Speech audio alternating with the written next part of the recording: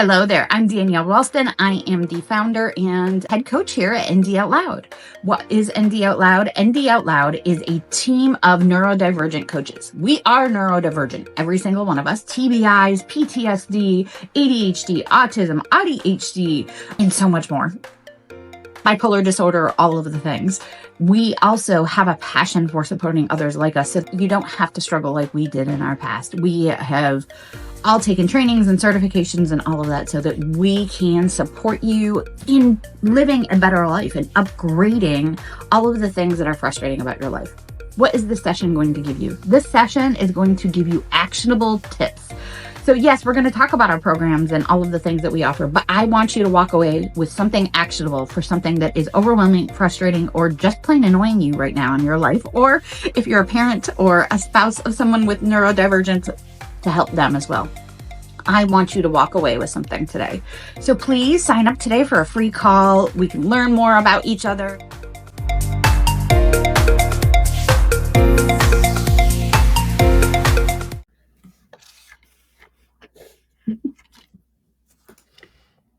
I really wish that the countdown for this didn't happen after it's live so that I knew that something was actually live. Mm-hmm. Maybe we should email them and ask that. There we are live. Good morning, everyone. This is Danielle and Shaye with ND Out Loud, ND Hive, ND Visionary Partners, all the ND things. So we are here talking about why ND Hive. And obviously this is my brainchild, and this is something I've been doing for over 25 years. But this is something that recently turned into ND Hive and actually naming it, and we are creating a custom app. It is looking awesome.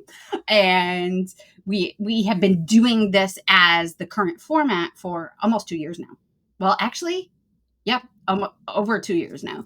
And it's just really cool to start bringing in others and bringing others into everything that I have been working on for so long. And then to see sort of the spark that happened at Disney World.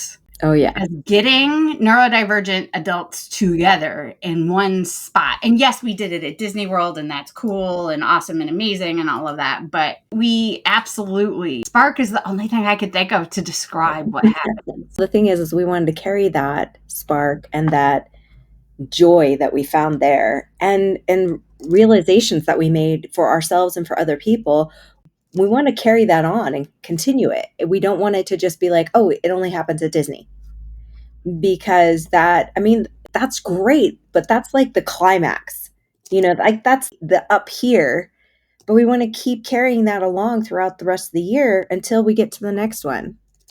So it's a way of kind of like, here's your food for today. Here's your drink for today. It's just those little bits to be able to carry it on so that when we get to Disney next year, it's not like, oh my gosh, I don't know any of you. I'm so afraid to come. And some won't even come because they're so nervous about meeting somebody that they don't know. So having this community carrying on throughout the year allows us to kind of get to know each other.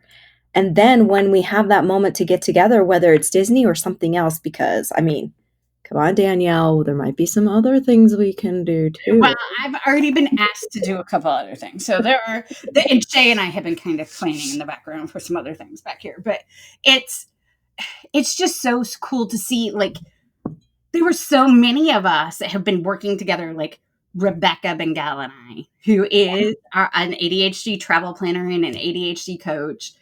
Her and I have been working together, I think 3+ years, almost 4 years, something like that.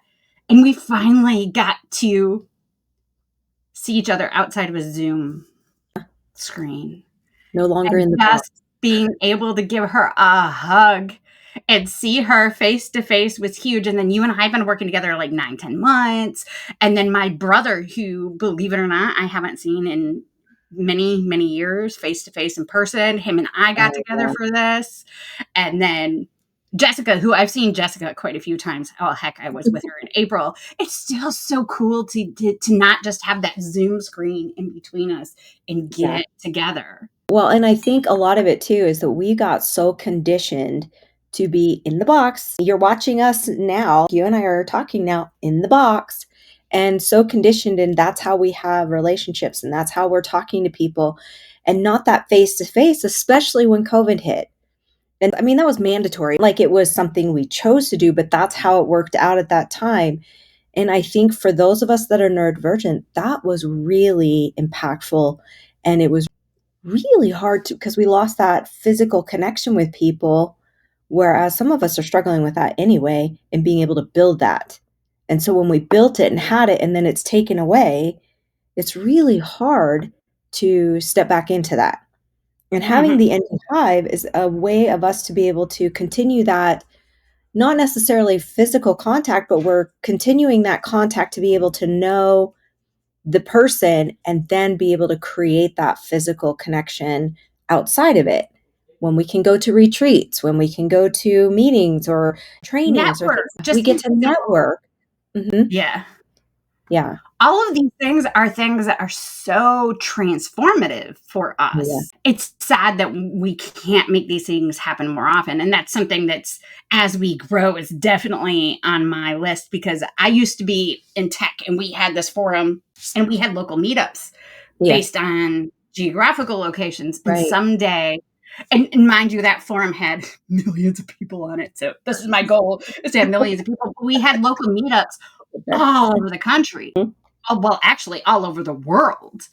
I would love to get Yeah. to the spot in ND Hive world that we have that, so people can regularly get together, even if it's only once a quarter, but to get Well, together, create those connections with one another. and looking forward to that. Out here, and you and I've talked about this before, but out here where I live, I'm in Utah, we don't seem to have those resources for that connection. And in fact, I was talking to my daughter about this yesterday when my younger son, one of my younger sons, was diagnosed. As a parent, I didn't know what to do about it because I wasn't diagnosed at the time. I didn't know what to do to help him. Where do parents go to get that help? Where do parents go for the resources? I have no idea. They're supposed to be there and in the schools, and we know that they're struggling too in the school districts and things to have those resources, But let they alone don't. even know where to guide a parent to go to. It's School districts, their goal is to support the child. And well, right. I feel so bad because I've gone in as an advocate for parents doing IEP meetings and 504 plans and all of that. Schools are understaffed, under Yeah, resourced, don't have the skills or resources to help the parents, let alone the kid. right. And their school districts, unfortunately, very few school districts aren't failing our kids. Right, and it's not a blame or a Oh, shame that is on not any on of the the school teachers district. or They just any of that. don't It's have just what they saying need. there's the resources just aren't there because they don't know, so how can they give any information to a parent to be able to help their child? And that is something that, as I've watched my 2 younger boys go through school and watching one of them who was diagnosed with ADHD, the other one who was not, but had other issues to deal with, and dealing with the IEPs, it was difficult. It was hard to know what I could stand up for as an advocate, but if I would have had a community that I could go to and say, "Hey, these are my issues. Hey, do you have any suggestions?" If I would have known you, Danielle, back when my kids were in school, I would have loved that because I could have gone to you and said, "These are what I'm dealing with. Where is my rights?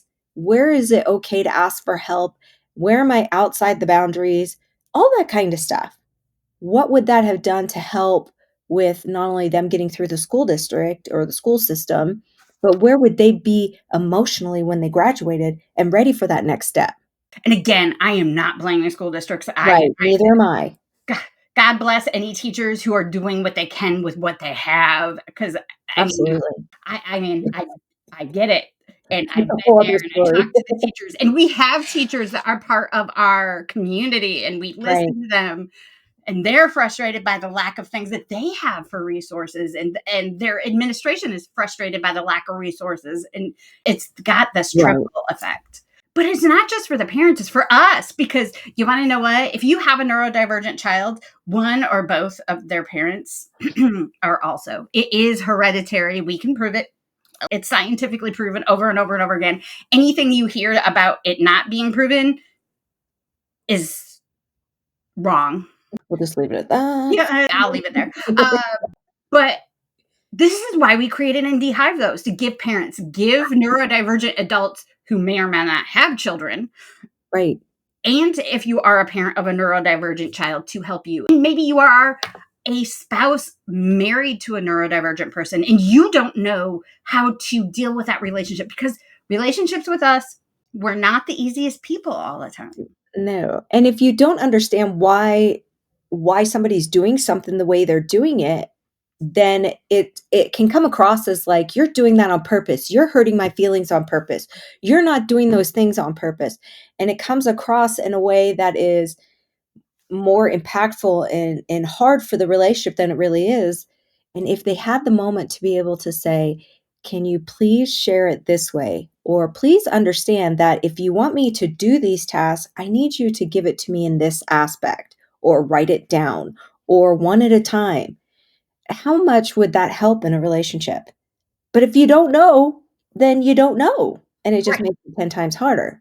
Well, and it causes, and something that maybe a neurotypical person might not know of their neurodivergent spouse, is there's so much shame and frustration and anxiety about some of those things that we do that we're trying not to, but we don't Yeah, have the support or the skills that we need. And I'm right. not saying that you may not be a supportive spouse. I'm saying that a neurodivergent person needs very unique types of support. And Mhm. we really do. Oh, I just lost Shaye. Hopefully she'll be back. But it's being that there's something that is needed. You might not know what is needed, but making sure that there is a system and a process to figure that out. Because what we don't know, and yes, we don't know what we don't know, but there are places for you to find out what you don't know. And this is what ND Hive is for. It's for those that are neurotypical, living with or having neurodivergent children, spouses, parents, whatever. It's not 100% guaranteed that if you have a neurodivergent parent, that you're going to have a neurodivergent child. I think the rate is 94% or something last time I saw. So it's really high, but it doesn't always mean that. But there is support out there, but it's hard to find that support because people look at traditional things like therapy. Therapy is fantastic, but less than, and I was talking with Tara, our staff therapist, and less than, I think, a quarter, from what we can find, and there are no actual stats on this, less than a quarter of therapists, less than a quarter of a therapist are trained to help those with neurodivergence. There's a chapter in school where they learn a chapter, but the being a neurodivergent expert in the therapy space is a very different thing. And that takes a lot of work outside of Right. any education because it's not given in the education space. Unfortunately, as somebody who is an ex-therapist, you want to know what my education was in that? It's 20-year-old data. And, I found that in when I was going through school too for the psychology degree, it was kinda like, can we update this? This is talking from, like, the 40s, 50s, 60s, and I was going through in 2010, 15 in that frame, but it's still even now, some of the stuff that my daughter talks to me about because she's going through the, psychology department through therapy as far as becoming a therapist, and some of the stuff she talks about, I'm like, yeah, I learned that 20 years ago, 10 Yeah. years And, ago. and and I'm looking at the data, and even the diagnostic criteria in the DSM is still not correct. It is not updated, Right, especially when it comes to women with neurodivergence and women with autism and all of those things. It is still sadly lacking. So even though psychiatrists and psychologists are operating on very old data because that's what they have, right. which is again why therapists have to do so much outside of their education base to get the neurodivergent clue. And it is really hard. So even if you do find a therapist who's fantastic, hold on to them and let the rest of us know because it's so Yeah, hard to find those therapists. absolutely. I mean, I know when I was going through therapy, they were just kinda like, "I don't understand why you can't see it that way." And Yeah. I'm thinking, "Because my brain's not working that way. I don't understand your process, your steps, and telling me to change this or change that." And granted, that was before I knew that I was ADHD and even after. And even some of the clients that I've coached, I've gotten responses of they've been told, "Well, if you weren't diagnosed when you were a child, then you don't have it as an adult." Or, "You don't seem to have any in your family because I don't see anybody in your family diagnosed with ADHD." That doesn't mean anything. That means nothing because, again, the data is old. I think one of the more disturbing things I have found in the last year is I have a client It has taken us 6 therapists and 9 psychiatrists before we finally found somebody that understood how to deal with their neurodivergence. 9 psychiatrists. And that's so sad to me because And how many times every single one of them that we did find, we use Psychology Today and some of those things, had ADHD or neurodivergence in their bios. But like yet they can work with it. Yeah. but Yeah. yet we still went through that many before we finally found one. Well, and I think it also is we need to start listening to our instinct in here. If we are going and seeing somebody and it's not working, that's okay. Mhm. Move on. Find someone else. Find a different direction that is going to work for you, or get into something like ND Hive and say, hey, I need some help. I can't find one in my area. Anybody have any suggestions? Because we know now that you can even do this type of counseling or therapy is on Zoom. It's not, necessarily the best, but it's better than none at all. So make sure that you step into something like that. And you know what? The price of ND Hive is so much less expensive than a lot of apps out there that are doing this same thing. Well, I had a discussion and I mentioned it to you guys. I was in a discussion about how ChatGPT can be your ADHD coach or your therapist. And I'm like, oh my gosh, don't use it as a therapist, please. Can you use it as an ADHD coach? Yes, but then there's confirmation bias. So ChatGPT learns how you think. That is the model of what it's built on, and starts to cater to what you already think instead of pushing you to get better and be better. So 1, that's not good. 2, ChatGPT is 21 something a month. We're less than ChatGPT with actual live coaches and live body doubling and And so many resources. like human interaction. Human It's not like interaction. ChatGPT, but human interaction, emotions that you can address with a person that can give you feedback. That's my thoughts. I like ChatGPT, but Oh, not I use it a ton. And I use it to check my own confirmation bias as a human who happens to be a coach, is make sure I'm not being biased to something or for right. something. And it's so important to have those things. Mhm. So important for those things. And yes, ChatGPT is fantastic. And I teach all of my clients how to use it, but use the free, because what I teach the clients to use that free and pay for ND Hive, because we do give more and we're all experts. So something that I talk about, and we're very different than other apps that are out there. There are a ton of ADHD apps where you never engage with a human and all of that. Or habit tracking type apps where I'll help Planning you apps, be productive. Yeah, all planners.